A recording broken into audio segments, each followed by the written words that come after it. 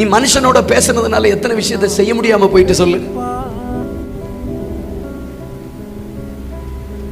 அது என்னவோ தெரியல, மனுஷனோட பேசிட்டாலே இட் லூஸ் இட்ஸ் பவர்.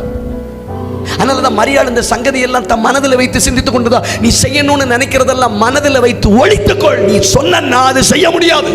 மனுஷனோட பேசும்போது முதல்ல அவன் உன்னை செய்ய வேண்டும் என்று இருக்கிறத செய்ய விட மாட்டான்.